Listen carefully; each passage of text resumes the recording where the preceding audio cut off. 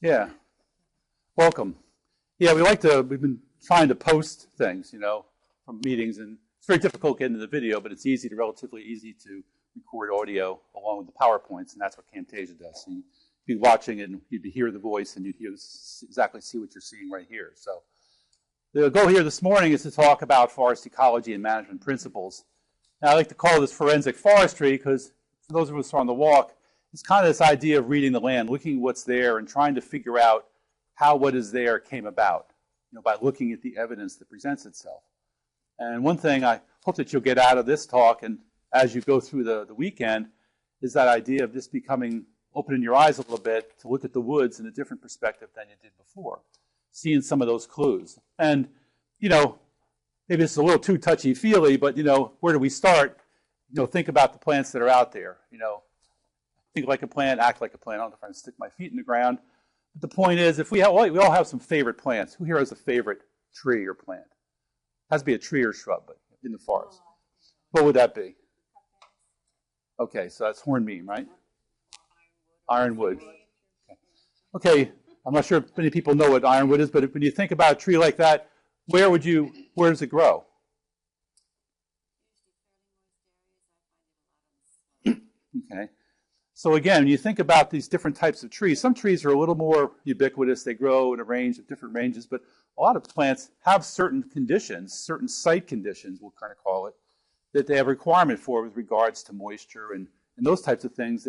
And that's where you're going to find them. And we talked at our table a little bit about tree ID, and that's a real key for tree identification, is that certain trees have certain requirements. And if you're in these areas, then you know that they may be there, but if you're in other areas, like we looked at yellow poplar, if I'm up on some rocky ridgetop, I'm not going to find yellow poplar trees. They're just not going to be there. We're going to find chestnut oak and other things, maybe Virginia pine or things like that. So with regards to plants, what does a plant really need? It needs three things. It needs light, it needs water, and it needs nutrients. And by far, probably the most important thing is light. Light is what really rules the roost and drives a lot of the dynamics that happens in the forest. Because if you think about it, if I have a piece of land here, okay, and these are the three requirements that trees have, within that area, more than likely the water and the nutrients are going to be fairly similar that are on that piece of land, right? The only variable really is light. And that's what most of the plant response, what most plants respond to is differences in light. And we'll learn that some trees are more tolerant, are intolerant. In other words, they need full sunlight to grow. Other ones are tolerant of shade. They can grow in the shade. And in this battle, you have to think about the forest as a dynamic kind of entity that's continually changing, with these trees kind of fighting it out to get up into the canopy, especially in the earlier stages of the forest development. Okay? And the ones that win out are the ones that are the big trees. But there are other trees that are more tolerant and don't need full sunlight, and they can kind of come up underneath. And those are the ones that come in later. We talked about beech, sugar maple, hemlock. Those are trees that can kind of grow up in the shade. But a lot of the trees that we really rely on for a lot of benefits for forests and wildlife tend to be more intolerant.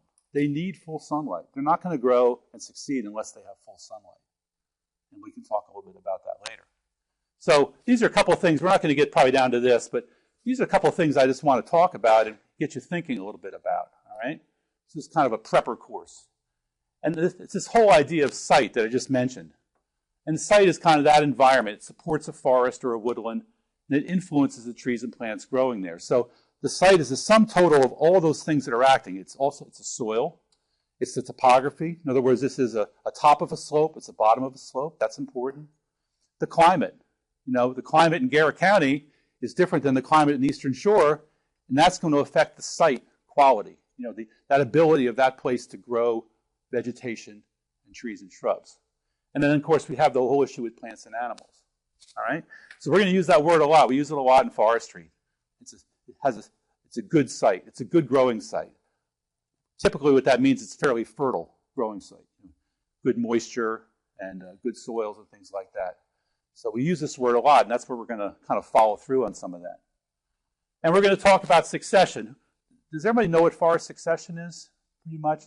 It's that basically that predictable change in plant communities. Now, you remember last night I said this is a word that most people don't know.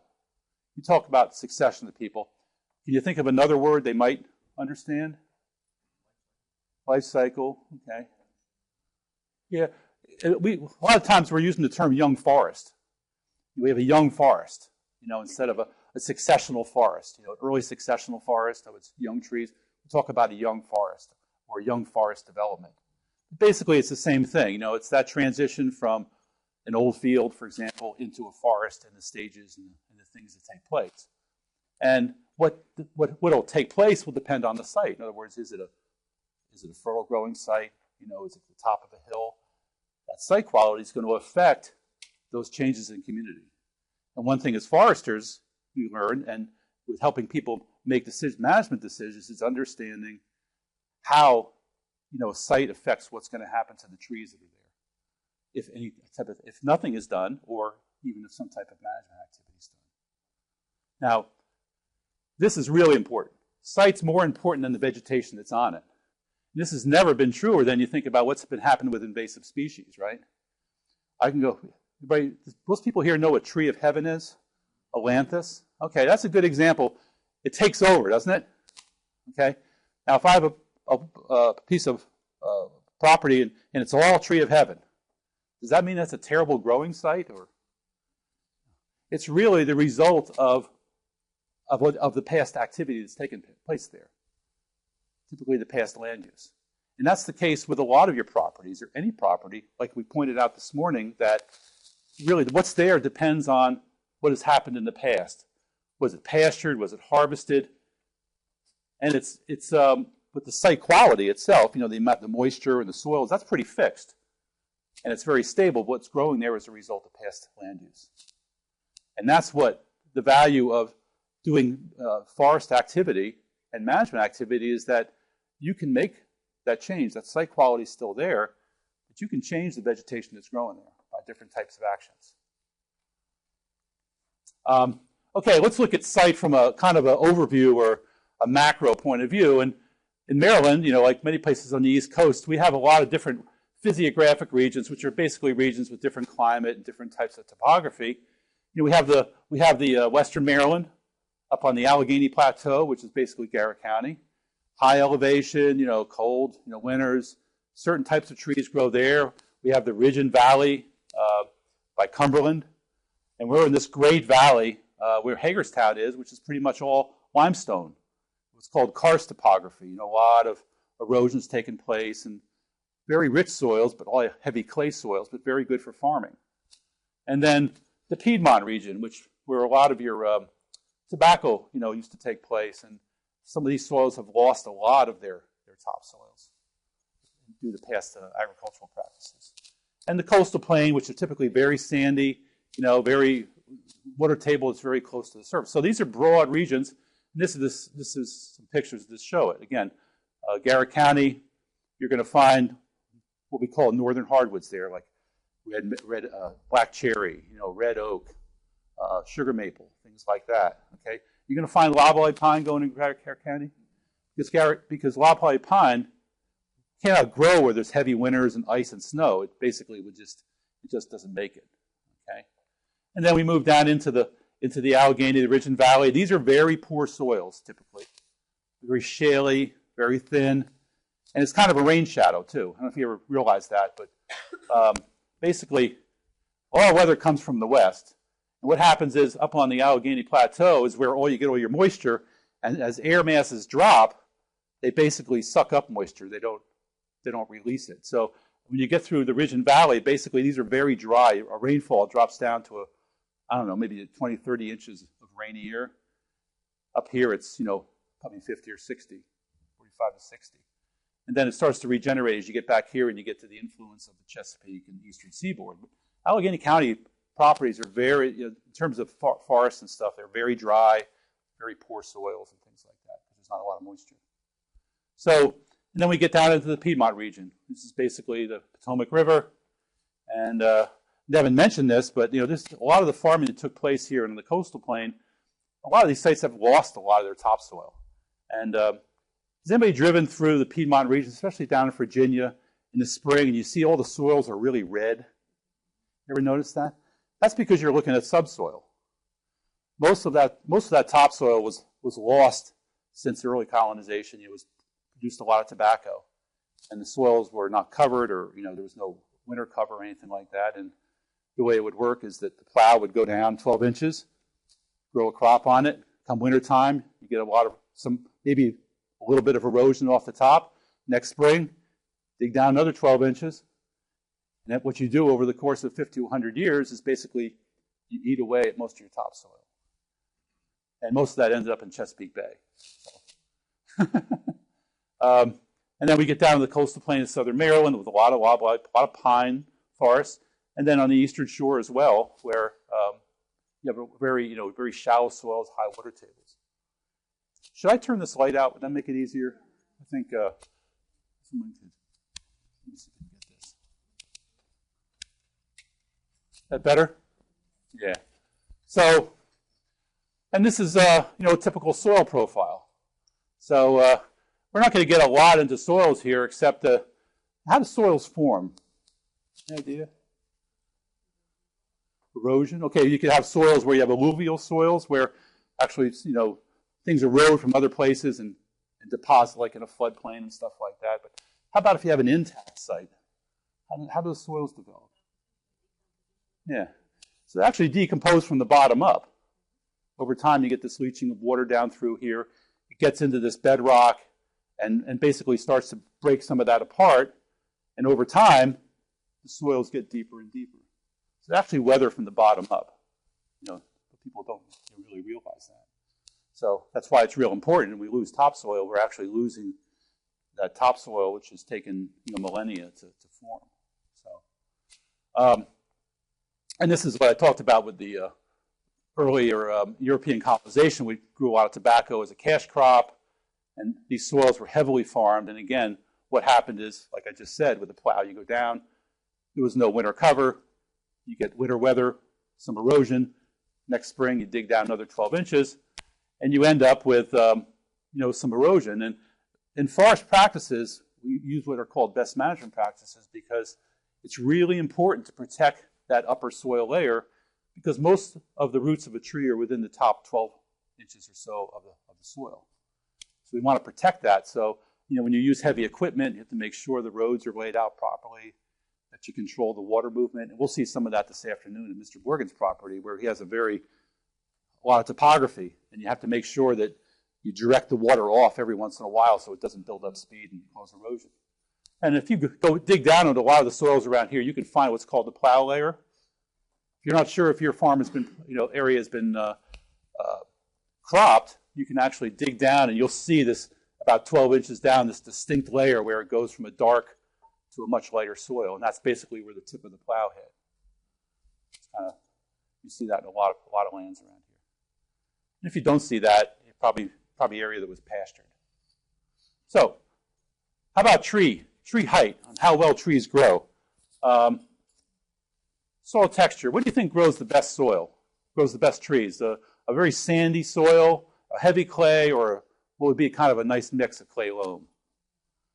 We're all a lot of gardeners here, right? So it'd be the one in the middle, right? So ideally, those are usually the best growing soils.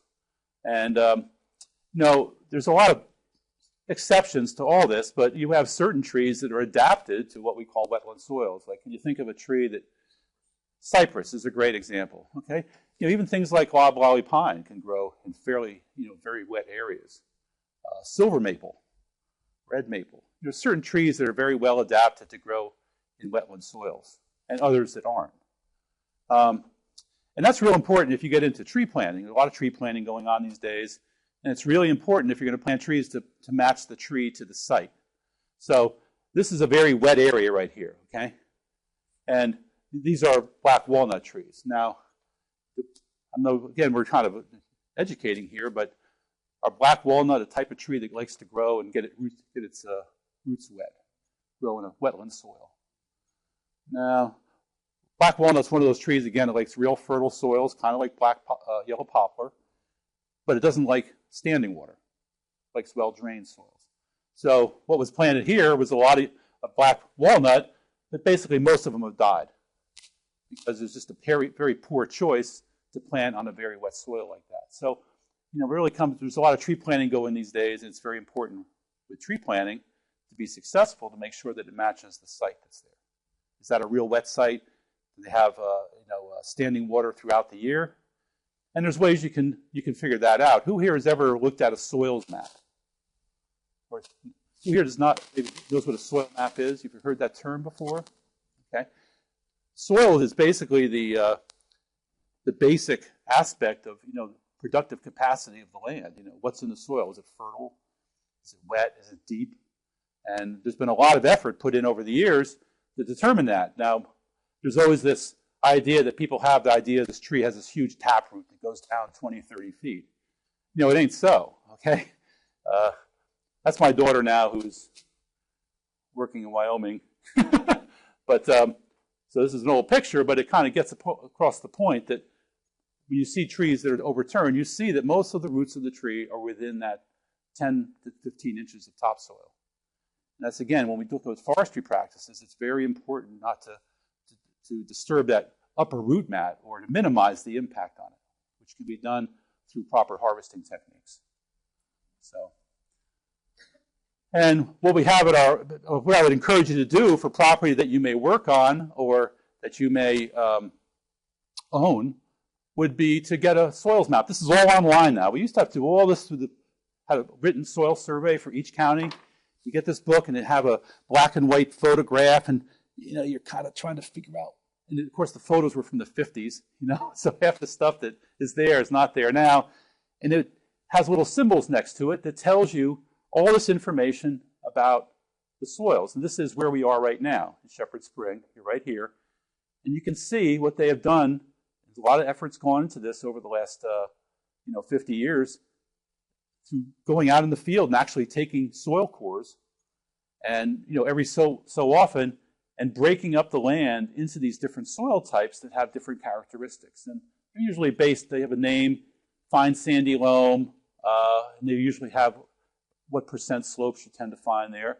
And there's a lot more description about these soils. It'll tell you everything from how good it is for septic, how good it is for sand and gravel, and then it has some also information on forest trees that tend to grow on those types of soils. And there's a lot of information online now. And this is all digital. And if you just go to if you just Google Web Soil Survey, it'll come up on Google. And it'll just take you through, and it'll bring up a map, and you can draw a line around your property. And it'll draw this map for you, and it'll tell you the soils that are there. And then if you click on these, you can find out all kinds of information about the soils on your property. All those wetland soils. Yeah.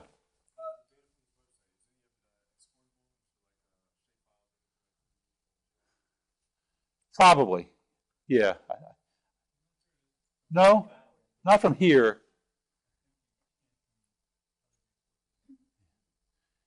Yeah. The state of Maryland has a lot of information that's downloadable on, and there's another website they have called MD Merlin, right? .net, mdmerlin.net. I don't have that up here, but that's another great website. And what they've done is taken a lot of these databases in Maryland, soils and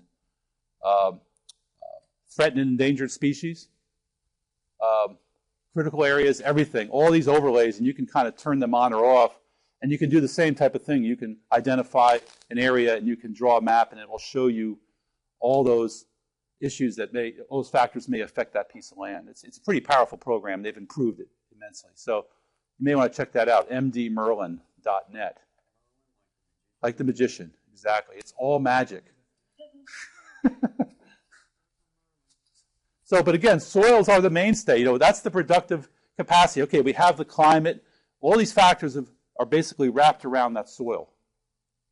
And that's why it's so important that what's happening in agriculture is to control, runoff in the winter and everything, because you want to keep that stuff on site. We don't want to have the large topsoil losses that we had, back in the 1900s. Yeah.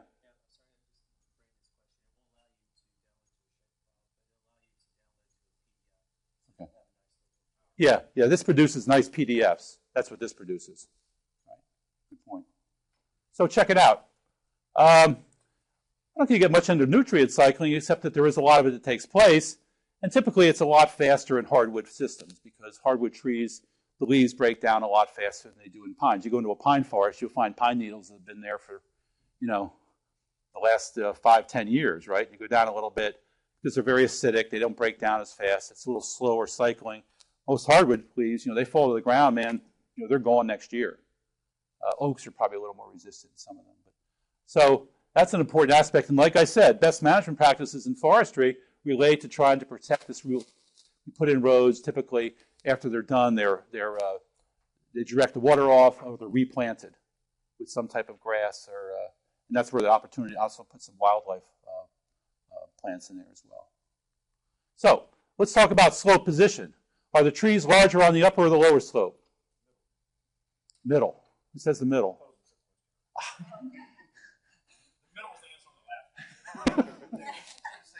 Huh? Which one? Upper. Okay. Now just think about our own experience. Over time, what happens to everything? Gravity pulls everything down to the bottom, and it's basically the same here. It's the one on the bottom, okay? And this is kind of a pictograph of that. And this is exactly kind of what happens with topography. That's why when you go on the top of a ridge, there are very shallow soils. Because over time, what's happened is those soils have kind of eroded down and moved down, as well as nutrients and moisture. So typically, your more fertile sites are found at the bottom, or the toes at the bottom of the slopes. That's where the water gravitates to, and of course the nutrients are carried through that as well. And over time, those soils have come down as well, so typically they're deeper down through here. And so your better growing sites, are found usually at the bottoms of slopes and not at the top. So what you're going to find on the top here are trees that are adapted to these drier, thinner soils. And a lot of the trees around here, those would be like, Western Maryland would be like your oaks, like chestnut oak and things like that. And then down at the bottom, you're going to find these trees that really require fertile soils, like yellow poplar, walnut, stuff like that. So just kind of keep that in your mind, okay? And this is a kind of an example. This is South Mountain, and this is in the fall. And you can see these brown trees up in the top, those are all your oaks. Oaks are well adapted to high, dry soils. And they do very well. They compete with other things, and other things can't compete with them. And then you get these yellow trees, which are what? Those are your yellow poplar. If you open your eyes, you'll see this as you go out across the mountains. Okay. Now it's a little harder to see on a flat, but you can even see, you get into southern Maryland, same kind of thing. You can get down in those drainages and things like that. You'll find a lot of those yellow poplar trees. And this is actually right across from where we're going to be today at Bonner Morgan's. Again, yellow poplar down the bottom. This is in the springtime. So the trees are stratifying themselves. And of course, we have certain trees that adapt to special conditions. This is down at Assateague, right? These trees are, 150 years old. Not much is going to compete with them. They've adapted to that site. And again, then we get into things like cypress, which have very special site requirements, and they do very well there. Aspect. Aspect is real important, more in more mountainous areas with topography, but it's the direction that the slope is facing. Now, why would that be important? Sunlight, okay? So let me ask you this. It's about solar radiation, okay? Let's say you have a slope. What would the line look like? Okay, this is being solar radiation. This is being the time of day, okay? What would a line look like for a south-facing slope? Okay, sun rises where? East. That's in the west, okay? So where would we get the maximum amount of solar radiation for a hill? If it's facing, which way would it face where we get the maximum amount? It'd be south, right?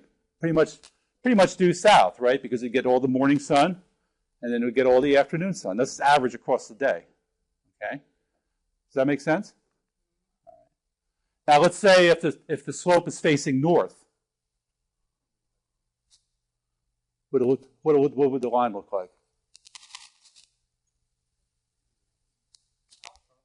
It'd be the same shape, right? It'd just be less because it's basically on the other side of the mountain. It's getting some solar radiation, and it's getting basically the same path over the course of the day, but it's a lot lower intensity, isn't it? Yeah, where we are. Yeah, we're not talking about what's happening in Brazil or anything. Okay. Yeah, I got you. Does that make sense? Because the hills, you're on the north, facing north. The sun comes up. You get some, sun that's solar radiation, but it's of low intensity because you're not. The sun's not directly on you. All right. And let's look at the facing east. I've already clicked the button. But here you get most of your solar radiation in the morning, right? And then it would peter out in the afternoon. So my point is, I think, would be that which direction or which aspect the mountain is facing, the hill is facing, is going to determine how much sunlight is hitting on that slope, and that's going to affect what types of trees grow there because different trees have different needs. All right, so let me ask you this question. This is a south-facing slope, and this is exactly what I was talking about. This is a south-facing slope in the middle of the day. You can see on the north-facing slope, it's pretty much shaded. It's still getting a lot of solar radiation, but not as much. Which one of these do you think would probably have be a higher quality growing site for trees? South. Who says south? Okay, so why is that? More sun. Okay. Who says north? Why? Yeah. Actually, he's right. Because what happens with south-facing slopes is they get a lot more sunlight, but what it does is it bakes all the moisture out of the soil. So actually, trees need water, okay? And so if you've ever been on a south-facing slope in the middle of the day, it's hot. It's real hot compared to a north-facing slope where it's much more in the shade. So actually, the species that you're going to find growing there differ. Around here, you'd find more like your oaks over here. And on the north-facing slope is where you would find things like yellow poplar and some cherry, a bunch of other things. Does that make sense? Yeah.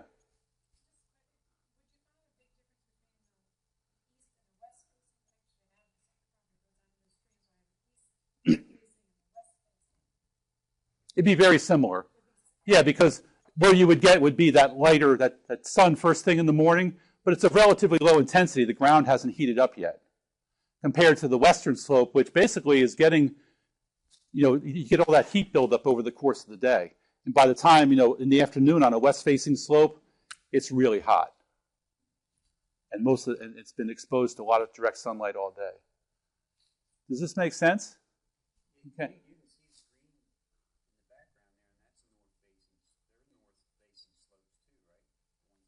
Right here? Well, you can't see them. Here? Yeah. That's actually might be ridges. No, I'm not sure what that is. It's a little hard to tell. Yeah. But just get an idea. The point of realizing this is if you have, south and west facing slopes, they're typically going to be much drier. And the species that you're going to find there are trees that are better adapted to dry slopes. And that's where you're going to find a lot of oaks typically. Okay? Yet, if I have a north-facing slope, which has a lot more moisture, or this forest is down, my forest is down in the valley where by being in a lower slope position, it's going to be more fertile, I might find those trees that, require more fertile soils. Does that make sense? All right. So, and, there's a basic thing here, too, is that the amount, with better quality sites, because they have better soils and higher levels of fertility, are typically produce more. They produce more wood. It's not just about wood. They produce more habitat. They produce more stuff. Okay? That's what it comes down to. So, and you could use the analogy to corn. It's the same type of thing. You have a better site for growing corn. It's going to produce more corn. Well, it's the same with the forest. And that's why with a lot of folks that manage, properties, especially, larger ones, you put more of your management activity into those better sites because they have a higher return and they respond faster and things like that. Yeah. But again, this would be more reliant upon the basic soil. With forestry, we have different issues with regards to aspect and things like that, because most corn, is being planted on flatter areas. Slope is much less of an issue. Although not really, because even on sloped cornfields, those slopes down the bottom of the slopes tend to be more productive, even if it's a mild slope. Right?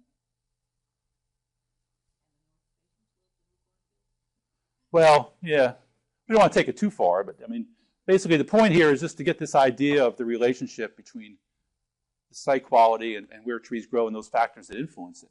Well, I'm not sure I should touch on this, but it turns out that it's kind of interesting that in forestry we use a term called site index. And what this has been developed over years and years, and it turns out that all those factors that influence a site, okay, are kind of represented by tree height. In other words, if you take the same species of tree and you put it on a good site and a poorer site, the better site is going to grow taller in the same number of years, just because there's more fertility and everything else. Does that make sense? So they've developed these graphs over the years that basically, and usually the year we use as a standard is 50 years, but we can go out into a forest where we have trees that are free to grow. They haven't been suppressed or anything. And we can measure the height of the tree and its age and put it onto these graphs and determine something called site index, which basically kind of brings it back just to say that it's 50 years old. That's what it comes down to. It just says, I know it's a little bit complicated, but all it does is allows us as foresters to go out and take a couple basic measurements. Tree height, because tree height is directly affected by site quality, and bring it back to a base age of 50 years old and say, oh, this is a very fertile, this is a very good growing site. And there's a lot that's nested in there, but if we took these were two trees where we took two measurements, and we went out there and the tree was 85 foot tall and 60 years old. This is based on research over years and years. We can say that that has a site index of 80. And what that means is that tree is going to be 80 feet tall when it's 50 years old. Okay, just follow me 1 minute. The other tree we measured went out and it was 100 feet tall and it was only 40 years old, and that has a site index of 110. What that means is that at 50 years old, all things being equal, those trees would be 110 foot tall. And the reason that works is because trees respond to site quality, the height of the trees, within a broad range of density. You have a forest, and ones with better soils are just going to produce taller trees in the same amount of time. That's a difficult concept. I put it out there because, as foresters and stuff, you have to find a way to kind of get a quantitative way to look at forests. So we can go out with an increment borer, which we'll show you today, and we can find a tree that's been free to grow through the life of the forest, and measure its height and measure its age.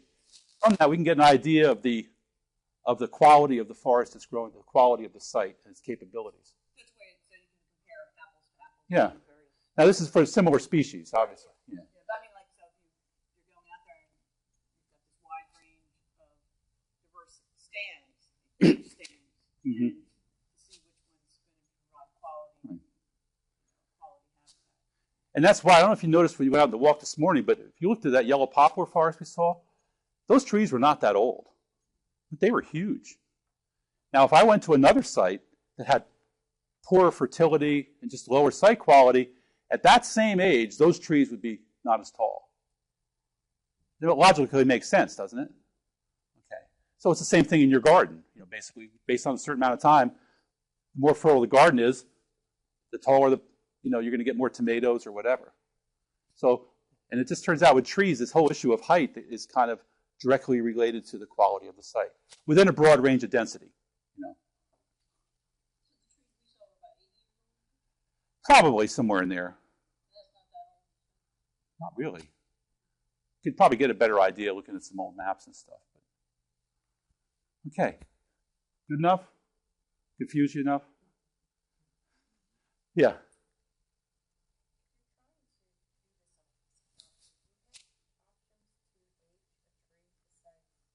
No, this is not something that you can do per se, unless you have an increment board. I only pointed out to you to kind of help you understand some of the relationships that are happening out there and some things that a forest manager would do. And trying to help you understand the basic ecological relationships between how trees grow and what are the factors that influence them. And I question every time whether I should even bring it up because it is a confusing concept. But it's just a way for us to take all those site factors that enter on a piece of property and kind of get an idea of a number.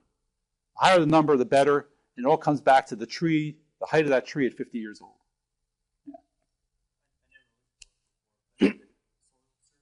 Yeah.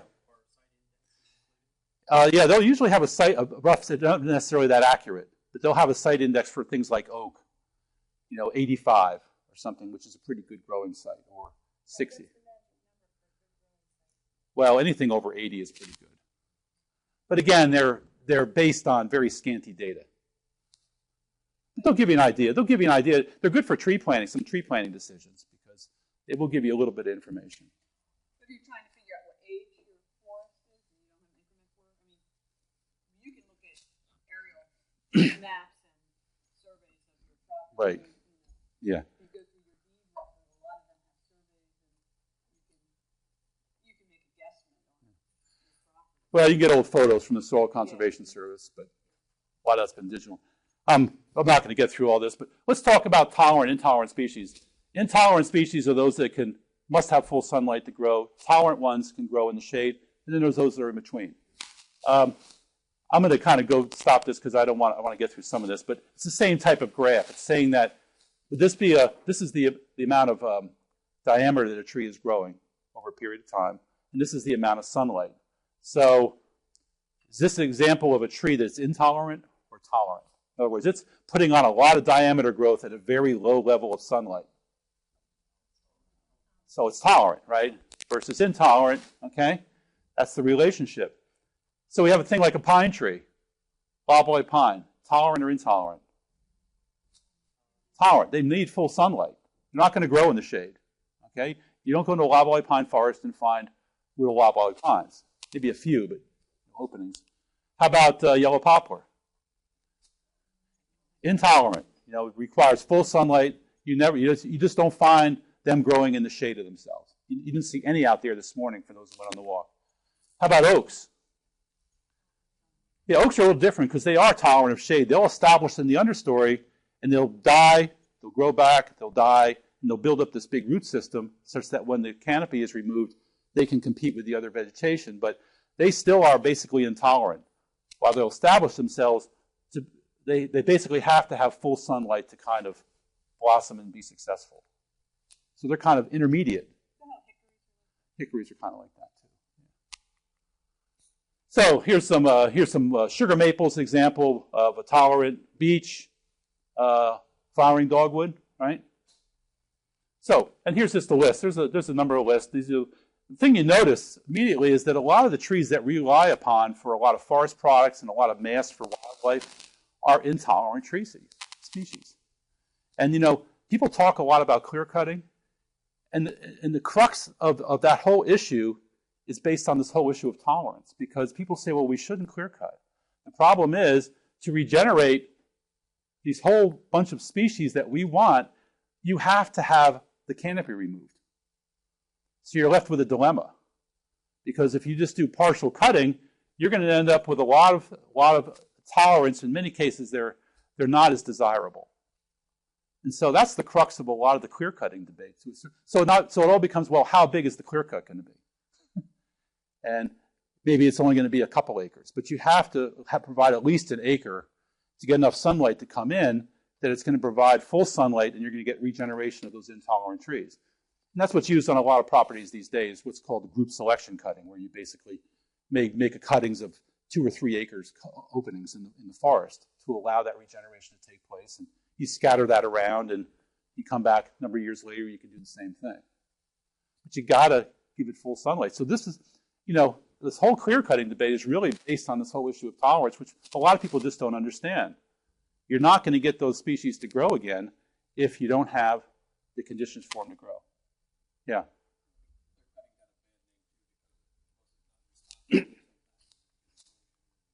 Right. Yeah. And, clear cutting does not cause erosion. It's roads that cause erosion. And that's why there's been the focus on best management practices to construct roads properly with good drainage, control the water. That's what it's all about. The cutting itself does not cause erosion. It's the roads. And that's why there's so much emphasis these days on best management practices for forestry, as well as for agriculture, right? Because in most cases, you have minimal disturbance. You may break up some of the upper layer, but most of that water is going right into the soil. The reason you have erosion is because water builds up speed. And where that happens is where you have flat surfaces and drainage, builds up where you have a flow of water.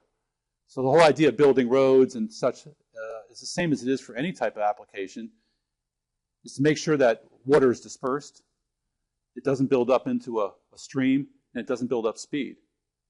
So by diverting the water off to the side every so many feet, and things like that, that's how you control that. Yeah, I mean, everything, the root system, everything is still there. And then you retire the roads that you don't use. Yeah, that's typically the issue. So talk a little bit about succession, which we mentioned here. This is a series of pictures that kind of shows what we call old field succession. Around here, red cedar comes in, start to grow. Now these are intolerant, right? And you get some hardwoods that start to come in. Over time, they start to overtop the pine or the red cedar trees. And what you end up over time is that those red cedar trees die out, and you end up with a hardwood forest. And in many cases, if you go into your woods and you find the spikes of old red cedar trees, that's exactly what that was. That was an old farm field. And basically, the red cedars can only grow so tall. They got overtopped and they died because they didn't get more sunlight.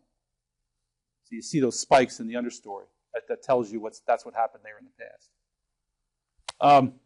And this is the stages. You have your Johnson grass and other things that come in. You start to get some woody shrubs coming in, like redbud and all kinds of other things around here.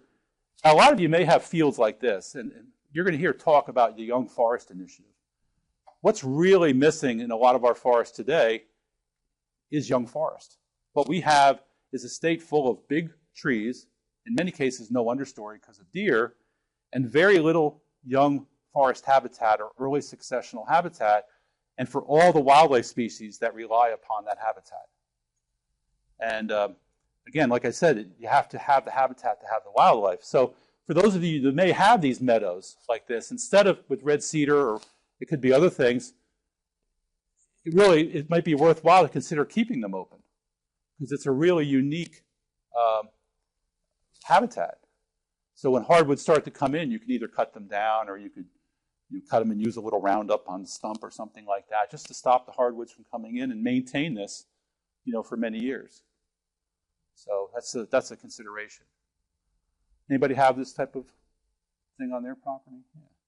Yeah. They're missing, because what happens is it grows out of this pretty quick.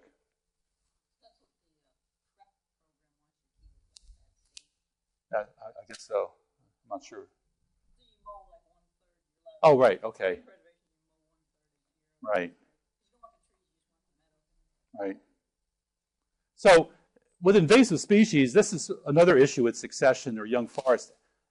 Those young forests are when these are very susceptible to invasive species. And not just native ones, but exotic ones. But honeysuckle and grapevine is a native species, but it gets pretty invasive. And you saw it out here, and the problem is that it gets up into the tops of your trees, and it's very big and heavy, and when you get ice storms and a lot of snow, it'll bring your trees down to the ground. And one thing you can do in your forest is keep some grapevines, especially on those trees that are not very good quality or whatever, and you just cut off the other ones at the ground, and they'll just basically disintegrate and fall apart. And there's still plenty left for wildlife. But that's kind of a balance between forests and wildlife. So this is when you really need to be vigilant, is early on in succession, where you have a lot of those invasives. If you're going to do any type of control, that's when you get the most bang for the buck. Because once they're established, you're fighting an uphill battle. very early stage succession, but they tend, what happens is that, well, I think I have a couple of, like what happens usually when you get through those earlier stages and the crowns close, like you see here, all of a sudden the sunlight is cut off to the ground, and that's when you lose the brambles and other stuff, and the forest starts to transition. So it's kind of a natural development. Now with honeysuckle and other things, still a lot of these things still stay established in the understory. And, well, look back in the woods where we were, garlic mustard. You know, I got to tell you, invasive species are here to stay. You know, I haven't seen invasive species we've gotten rid of yet. So, yeah.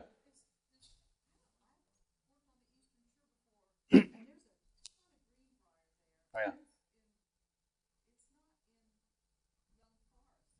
No, that grows up and that stays in the regular. That's part of the plant mix.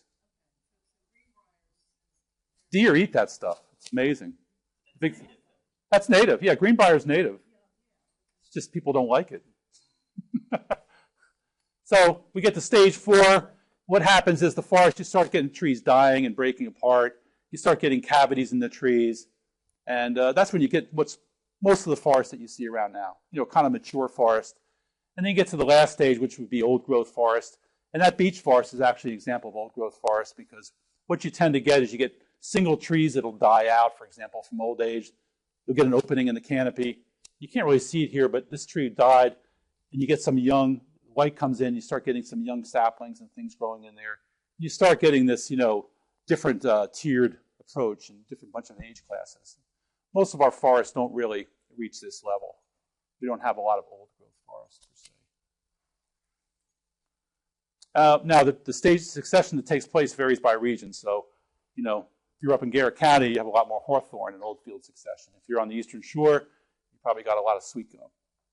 So the species change, you know, the concept stays the same, the principles. And so like we said, you know, the first things that come in are your brambles and your shrubs. You get these intolerant tree species around here. It's poplar and cherry and things like that. And then over time, these other ones work up underneath your tolerant trees like oaks and sugar maple and beech, even some hemlock, stuff like that. And I have an example of it here. There's some trees that just are early successional trees. This is, everybody know what Virginia pine is? You've seen that grow? It grows up very dense. It grows up in old fields and things like that. And, but it's very short-lived. You know, these trees, after about 30, 40 years, they're falling over. You ever been down through Fort Meade and places down there with all those, you know, that's, if you have that on your property, you really need to do something about it before it starts to break up like that. And it can be cut for pulpwood and it can be replanted, or in many cases, this is actually from Fort Meade. Can you see what's underneath here? It's a little hard to see, but you have an idea what that might be? Those smaller trees with the light-colored leaves? Yeah, it's beech.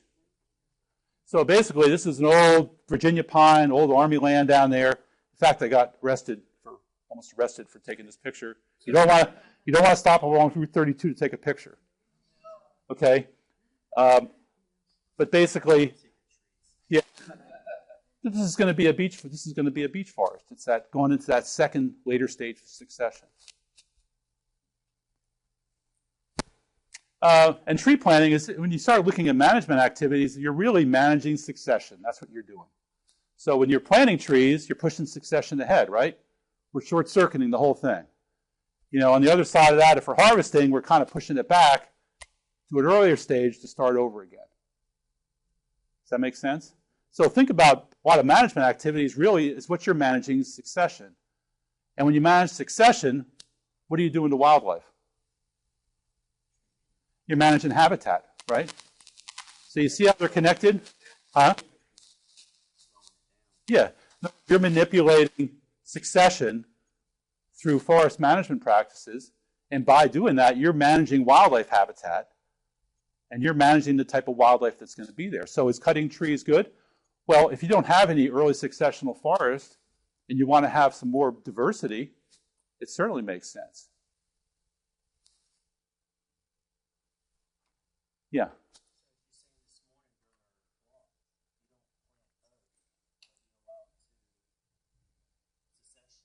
Right. And the problem, of course, becomes we have so many deer that they eat a lot of the oaks. Does it make sense to try and protect those oaks, like put grow cylinders around them or something, a way to kind of give them a crutch to avoid being taken out by deer? Yeah, there's been a lot of experimentation trying to underplant oaks into a mature forest. It really doesn't work. What does work is if you can find some ones that have established themselves, is to put some type of a small protector, not probably a tall one, but something just to allow it to protect it from being bitten down in the ground. Most of the underplanting projects I've seen just don't work. Well, the tree's got to be about 4.5, 5 foot tall, and then you'll get bucks rubbing it. Hopefully it can withstand that. But once it gets beyond the point where they could reach and browse the tips of it. So somebody talked about horse logging, and there was a couple horse loggers around. And the good thing about it is that they have very low impact. But typically, they're more interested in they're going to be harvesting higher quality hardwoods. You're not going to be seeing horse loggers hauling pulpwood. It just doesn't really usually happen. It's not economical. So again, this is the graph that maybe you want to keep in mind. I'm almost out of time, but forest succession, wildlife habitat. Remember? So by forest management, we can manage succession. We can push it ahead, push it back, and depending on the types of wildlife we're interested in, we can manage for that. And later on, you hear about turkeys. Well, wild turkeys, everybody likes turkeys, right? But you need mature forest for turkeys where they can roost. But you also need early, meadow openings where they can bring their poults in and they can get the protein from the bugs. So you need two different kinds of habitat. All right. Just real quickly, we talked about competition for light, water, and nutrients. All right, here we have a forest. This tree is big, this one's smaller. Which one of these is older? Huh? Well, they're basically the same age. And again, you have to think about the forest as a dynamic entity. It's constantly, they're battling for light into the overstory. These were even-age forests. They all came up at the same time. And the reason that tree is bigger, because as it grew, it was able to find the hole in the canopy, and it was able to be successful, and it shaded out the others. And so basically, these are the same age. So, and you have to think about a tree as a factory. So the more leaves, the more food, the more diameter it's going to grow. So once the crown gets up there, it has access to more light, more photosynthesis, more carbohydrates, produces more diameter, and it gets bigger and bigger. In contrast to the tree that gets shaded, and it kind of becomes suppressed, as we call it, in the understory. So, and this is kind of what a canopy looks like. We have those trees that are dominant and co-dominant. And this becomes real important in forest practice because I mentioned last night, this rationale, I'm just going to come in and cut the big trees and leave the little trees to grow. Now, what's the problem with that? What is the state of those little trees in many cases? They're slow growing. They basically lost out in the battle. They have very low vigor. They have very small crowns. They're not going to respond to a thinning. If you open these up into full sunlight, they're going to be so environmentally shocked, they're just going to die. It's not like they're going to all of a sudden be able to grow Right. up to the dom and cut it. Yeah, so that's why when you make harvest decisions and do forest thinnings, we'll take some of these big ones, but we're going to leave a number of the better ones to grow for the future. That's what the thinning is about. Instead of coming in and just taking the best trees and then leaving the junk. And unfortunately, that's what can happen in some cases. So that's what we want to avoid.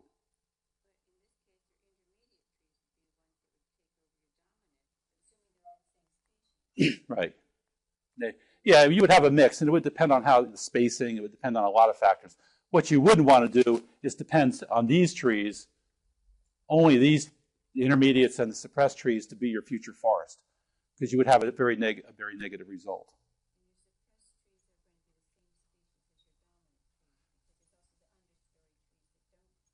Right. Yeah, there's ones that just grow in the understory. Well, again, I mean, that's where getting a professional forester to come in and make help you make those decisions. What I'm trying to do here is just make you realize that what you don't want to do is just harvest your biggest and best trees and leave the little trees to grow. So, and people get approached with that rationale sometimes. You want to harvest trees, and you want to avoid that.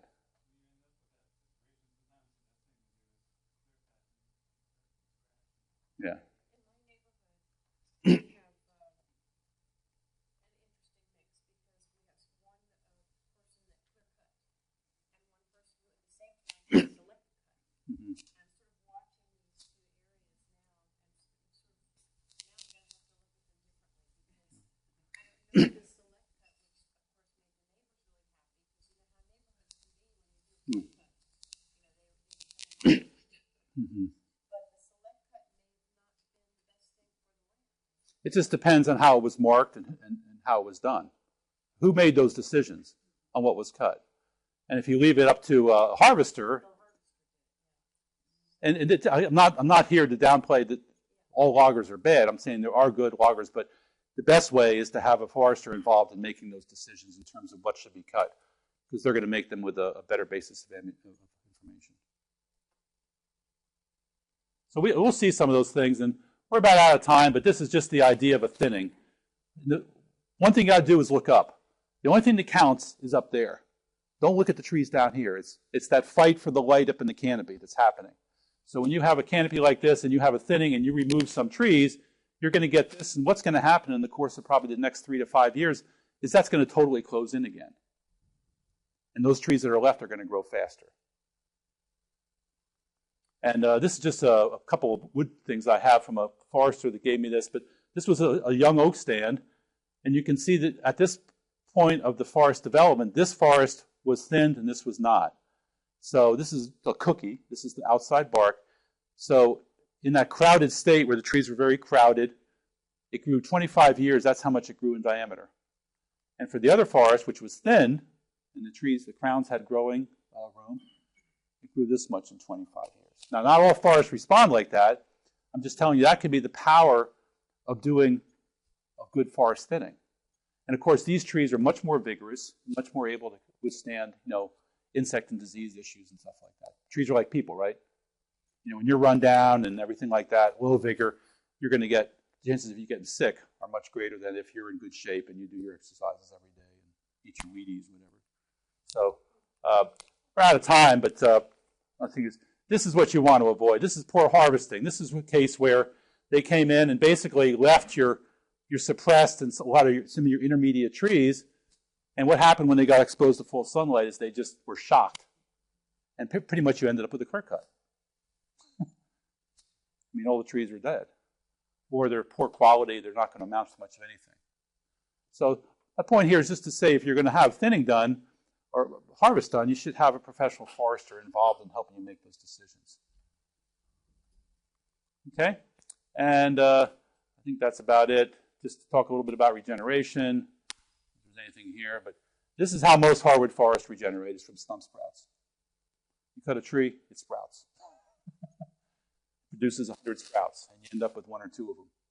So that whole forest that if this harvest is done, there may be 10,000 trees to the acre. By the time that forest is mature, there's 150. What happened to all those trees? They all died, right?